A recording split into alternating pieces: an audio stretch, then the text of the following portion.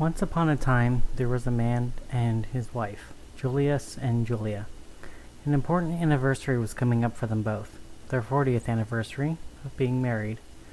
But this couple had struggled to find prosperity, let alone find a gift. Julius had the role of running their small farm, milking the cows, growing the sugar and wheat, and harvesting the eggs from the chickens. While he ran the farm, Julia's role was to take these ingredients and bake pies from what her husband could grow. But these days leading up to the farmer's anniversary, the farm was nearly barren. The wheat was barely taller than the weeds, and the cows were too old to produce milk, and the chickens' eggs had been eaten by the cows.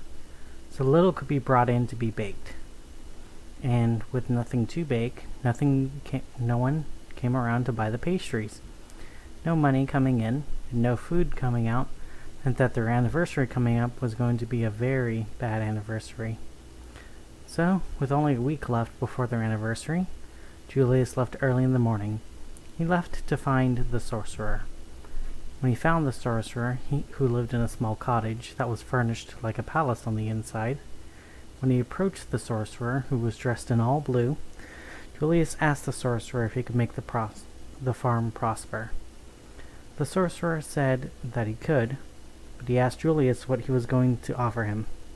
Julius had no money and no items to offer to the sorcerer. He offered to share some of his harvest with the sorcerer, who only scoffed. What use would he have for food? But instead he asked for something else from Julius. What I am in need of is a good servant. In 7 days I will need someone to help me with the midnight ritual.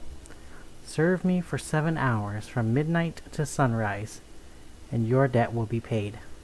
Your crops and your animals will never die while on your farm, the sorcerer offered. Julius was intrigued. This was far better than he had hoped, and a far lower price than he had thought. He was afraid he was going to part his soul or even his life. But a few hours one night and his farm would always prosper? I will agree to this, but only if you give my farm prosperity first, Julius told the sorcerer. The sorcerer nodded, taking out an iron coin from his pocket. On one side of the coin was a skull, and on the other side was the sun. The sorcerer gave him the coin and provided the directions. Bury the coin in the very center of your farm, and whatever you do, do not bury the bones of any human in the soil of your farm. It'll sour the spell. And come tomorrow's sunrise, your farm will prosper, the sorcerer explained. They shook hands, and Julius left the sorcerer's home. Julius followed the directions of the sorcerer exactly, and he collected what little harvest he could, bringing it to Julia. Julia had been running the bakery for a long time, but with the bad harvest, few people ever came by anymore. And even when there was pastries to serve, there were no customers to buy the pies that were made. So, the food would sit on the window displays until they had turned rotten and inedible, and still, no one would approach the bakery. So, Julia, desperate for help, sought out help from the sorcerer. She left late, 1 week before her anniversary, just when the sun was setting in the sky. And when she found the sorcerer, he was living in a tower fit for a king, but it was as cozy as a cottage inside of it. She told the sorcerer dressed in red all of her troubles, how that there was no customers to buy her pies, and that the food was growing rotten, and how she couldn't sell anything. She spoke about how she needed the money to buy a gift for her husband. The sorcerer nodded and said he could bring in customers that wouldn't mind the rotten food, so that she could have money coming in. But he also told her of his cost. I am in need of a good servant. You may enjoy this windfall, but in 8 days I will need a good servant. For 7 hours you will serve me. I ask that you return here 1 hour before sunrise on the 8th day. This was better than Juliet had expected. She didn't know if the sorcerer would want her child or something much worse, but this price was easy to pay. But before she agreed, she made something clear to the sorcerer. I want to have this prosperity first, before I serve you. The sorcerer nodded and removed from his pocket an iron knife, dull in blade but sharp in the handle. Take this knife and keep it with your other knives, and you'll enjoy your customers. But do not use the blade to cut, lest you sour the spell. And starting tomorrow, you will have customers, the sorcerer warned her. Julia shook the sorcerer's hand and took the blade with her. The next day, Julia had customers leading out of her door. Sure enough, they had bought up all the pies that Julia had to sell. Every one of the customers were as silent as the grave and cool as a corpse, paying for the pies with 2 pennies, even when Julia tried to say it was only 1. Rotten, fresh, burnt, or undercooked, the pies were all sold before noon, and when the last pie was sold, no more customers waited outside. Those left in line turned around and walked away without a word nor a complaint. While Julia enjoyed all of her sales, Julius enjoyed his harvest. The wheat and sugar cane grew over his head.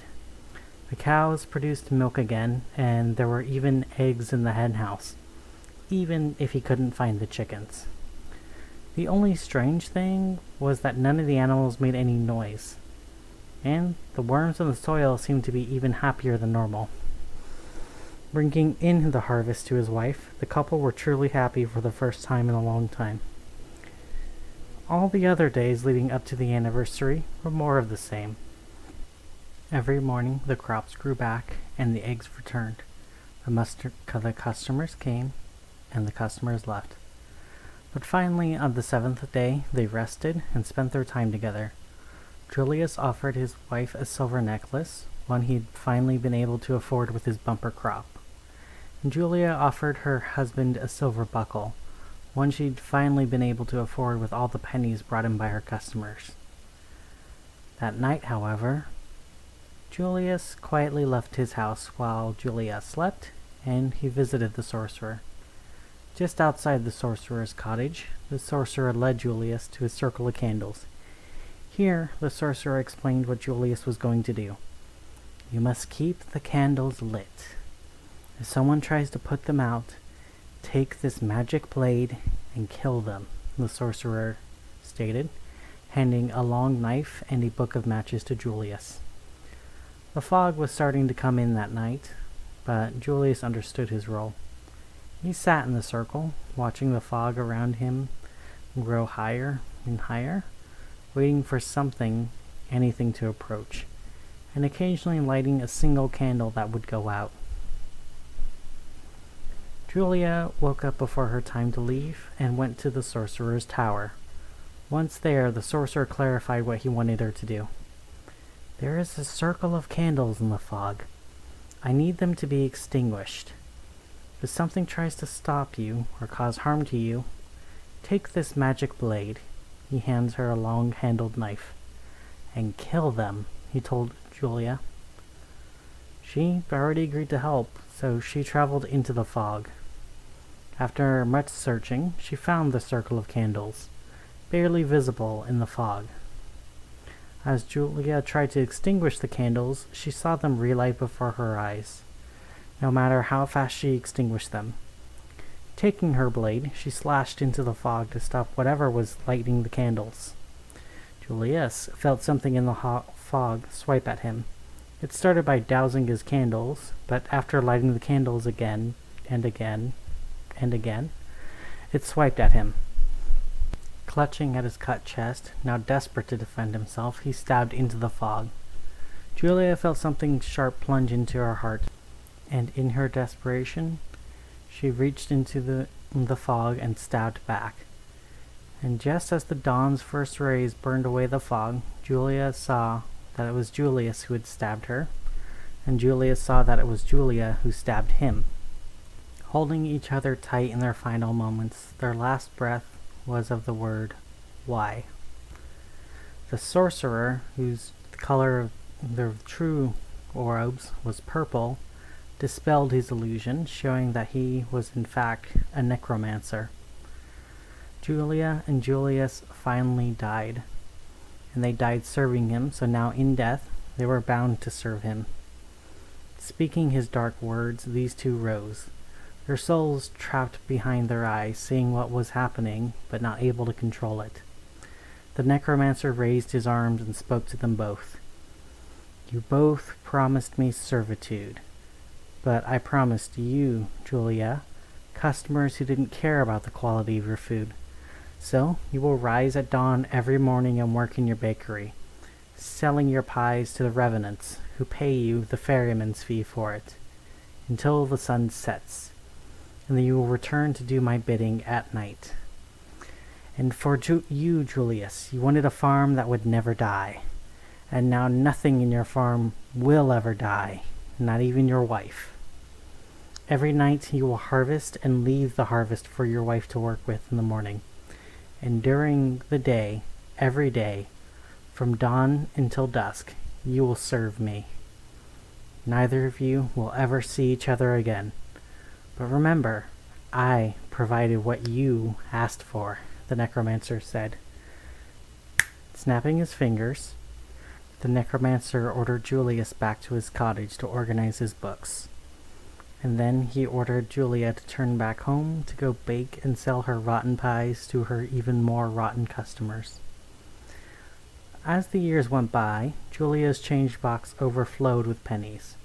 Not a single cent spent. But still she served the same rotting customers, even when all that was left of her was her bones and her soul behind her eyes, even when the last bits of her flesh rotted and fell into the food. Never able to rest, never able to dream, or even see her husband again. Julius's larder overflowed and decayed, but still more and more food was brought in. Never tasted, never eaten, and never sold. Still, Julius worked hard. Even when the last of his flesh fertilized his fields and his bones were worn down into mere nubs. Never dreaming, never resting, and never even able to imagine his wife anymore. Still, he worked the fields. But what both of them agreed on, even though they had never spoken to each other about this, was that this purgatory that they were trapped working in was much, much better than the hellish things the necromancer ordered them to do every day. Thank you for listening to The Debt of the Magus. Yes, that is a play on words of the Gift of the Magi, but I feel I'm allowed a little fun with my wordplay. But I'm glad you enjoyed that fairy tale and legend. But thank you for everything, and sleep well tonight.